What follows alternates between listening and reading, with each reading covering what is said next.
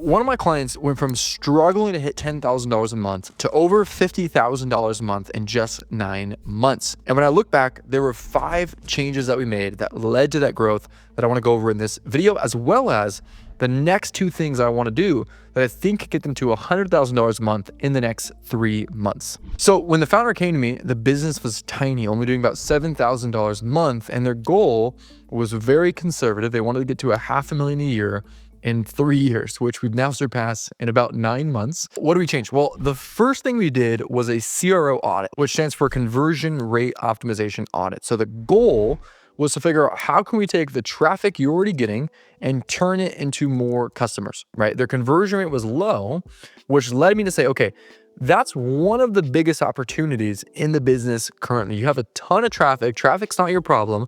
How can we turn more of that traffic into customers? What I found in the CRO audit was really twofold. Number one, the first problem was I didn't think the copy of the funnel was speaking clearly enough to the desires of the market.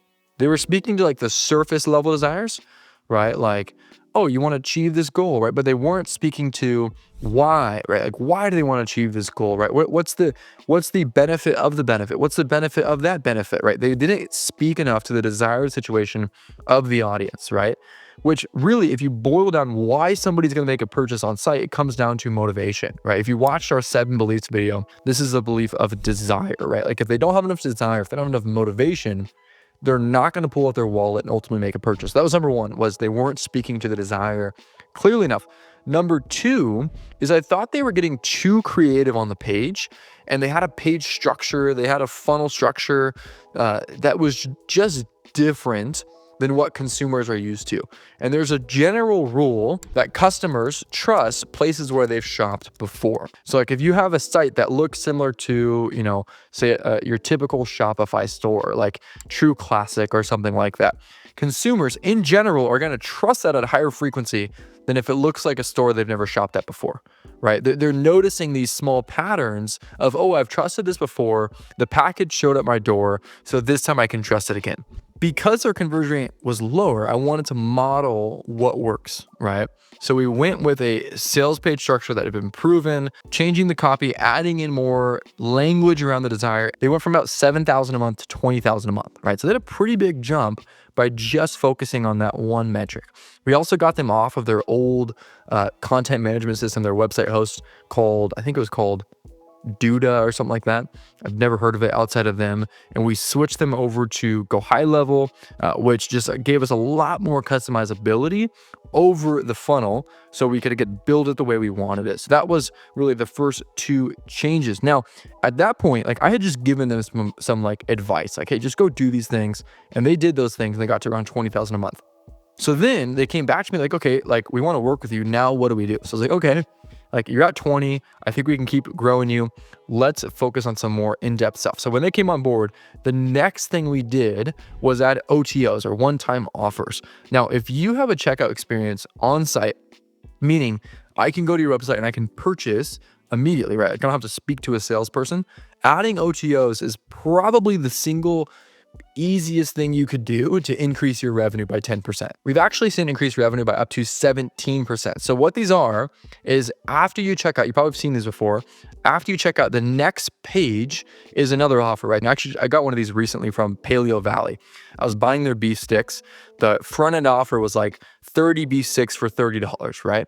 The next page was, hey, you just got this amazing deal on these beef sticks. Do you want to lock in a deal like this for the rest of your life where you can get 30% off every single time you order our beef sticks? And the offer was for a subscription, right? I said no to that one. And the very next one was, hey, do you want our superfood bars, right? And I think there was even a third OTO. There's 3 offers, I'm pretty sure, 2 or 3 on the subsequent pages. They're spending all of this money to get you to buy the front end offer. So they might as well offer you more, because 10, 15, 20% of people are going to say yes to that and increase their average order value, right? So that was the second thing we changed. Around 12% of people take the OTO. The first OTO we did was $47, and their price point for their core front-end offer was $100, $99. So that means 12% of people are adding 50% to their average order value, which resulted in now about $4,000 a month in additional revenue, meaning that brought them basically from around $20,000 around $24,000 a month in revenue. So not a bad jump just from OTOs. So that was the third thing we did. The fourth thing we did was looking at another metric, right? So we've looked at conversion rate, we've looked at average order value. The third metric we focused on was earnings per visitor. Now, I love this metric. I think it's probably the single best North Star you can have for your marketing. Earnings per visitor is just how much revenue did the site produce divided by how many people came to the site, right? So if you get one person to your website, on average, how much do you make for them? I think when they came to us, they're around 20 or 30 cents earnings per visitor, which is very low.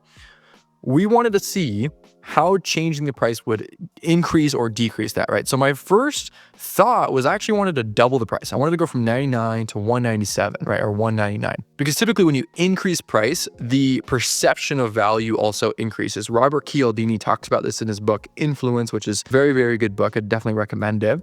So that's typically a test that we like to run. We just did one recently for a client a few weeks ago. We're on their membership site. We went from $15 a month to $30 a month, and their conversion rate barely dropped, right? Meaning they're making over twice as much every single month for the same customers without really impacting how many customers they get every single month, which is just awesome, right? So typically we're looking at how can we just double the price, right? What does it do to conversion rate if we just double the price? But in this case, we had a few data points that suggested their customers were price sensitive rather than, kind of price elastic, where we could stretch the price and not really see much of an impact on sales. So instead, well, what if we cut the price in half? Let's just have fun here. And that's one thing I've loved about working with this client is we can have the craziest ideas and they're like, yeah, let's test it. They don't care. So we cut the price in half and we A/B tested it. We want to see what was the difference. The conversion rate by going from 99 to 49 increased so much that they actually made more per visitor, okay? So they got more than twice as many sales. And again, part of the reason why this works is they have those OTOs, right? So not only are they making twice as many sales, but twice as many people are taking the OTOs. So that's part of the reason why that worked. But we didn't stop there, right? We ran a lot of price experiments. The next one we ran is we said, okay, what if we change this from $49 one time to $39 for 3 months, right? So it's like a payment plan of sorts. And we tried that and it actually dropped conversion rate pretty substantially, but the LTV was so much higher that the net was higher. So that the barrier to entry of $39 versus what it originally was at $99 made it to where the conversion rate was higher than it was at $99, but the LTV was also higher. So at this point, we had gotten the earnings per visitor to 73 cents, okay? So 73 cents, again, from where it had originally started, I think it was somewhere around 30 when they first came to us. So 73 cents earnings per visitor. But again, we didn't stop there. We wanted to test even further.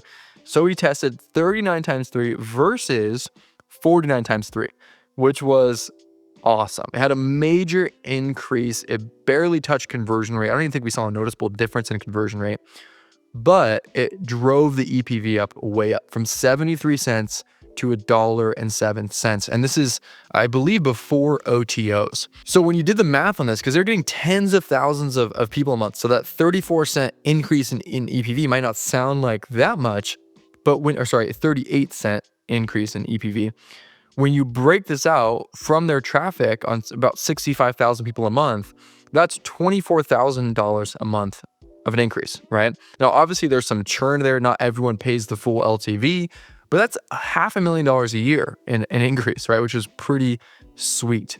Now, after churn and everything, that got them to about $40,000 a month. I think they got just over that, like $42,000 when we made all of those changes and we had realized the full 3 months, because that was one of the painful parts of that change is month one, we made less money, right? Because the price went from, $49 one time, which had a way higher conversion rate, to now $49 for 3 months, which again had a lower conversion rate, but we're making 3 times as much.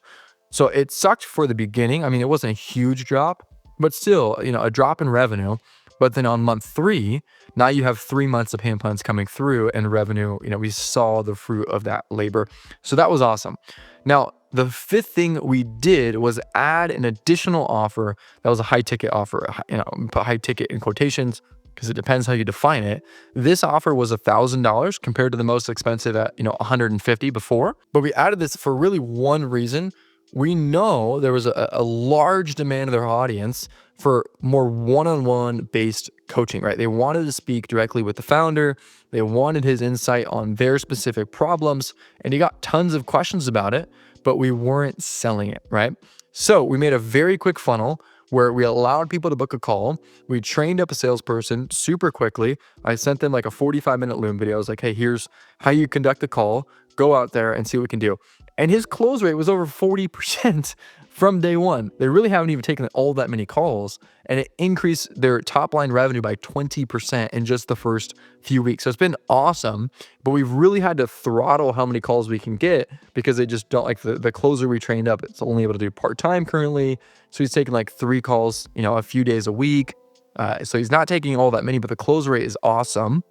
So that's really had a big impact to the bottom line and the top line. And the reason why, I think, is another metric you can think about from earnings per visitor is earnings per audience member, right? And this person has a very large audience, which is part of the reason why I'm very confident we can continue to scale. So a very large audience, around 2 million people. And if you think about earnings per audience member, LTV is going to be one of the biggest driver to earnings per audience member, right? So we knew there's a lot of people in this audience, again, that want this coaching, and they're worth so much more to us if they buy coaching versus if they just buy, $147 low ticket offer. So by doing that, the earnings per visitor of these people that come into this coaching funnel is like 15 times what it was on the front end. Meaning, if we're making $1 normally, we're making like $15 for every single person that comes into the coaching funnel. And it's the same traffic. All of this traffic is organic, so it's all pure profit anyways, but of course we want to maximize it as much as possible. So that was change number 5, but what are the other 2 changes that I think can increase the revenue to over $100,000 a month? Breaking down the math, it becomes very, very simple, right? They have so much demand still and not enough supply, just literally just for sales calls, that by increasing the volume, I think we'll have a really big increase, because again, the demand's there. Like, the booking of the sales calls is not difficult. The funnel's working, people are booking, the automations are all built. We can put more people through that system and get them on a sales call and get more clients. So that's number 1, maybe hiring another rep or 2 and trying to really just have enough availability on the sales team so that we can get more clients. That's number 1. Number 2 is there's a very natural supply demand curve when you bring in one-on-one coaching, right? Because the founder can only take on so many people per month, which I think his number is around 60. He doesn't want more than that, right? Because then at that point, quality goes down. So 60 people per month, right? Because it's just really one-on-one coaching for the first month. So 60 people per month. Once we hit that at the current price point, I want to double it, right? Because doubling it, we can easily justify that price. It's still a great deal, but I'm very, very confident it won't affect close rate, right? Honestly, I think we could do it now, but the founder wants to wait until we max it out first, which makes sense. So we're going to do that. I think by those 2 things alone, I'm pretty confident we have, if we have enough availability, we can max out the calendar, we can hit that 60 units, and we can double the price from 1,000 to 2,000. I think we can even go up from there. Actually, I know we can go from there. But if we go from 1 to 2 and we max out at 60, that's $120,000 a month, plus the 40 they're already making from their core front end offer. So that's $160,000 a month that I'm pretty confident we can get to in Q1 of next year, meaning they've more than 10x, if we can do that, in just under a year, which is awesome.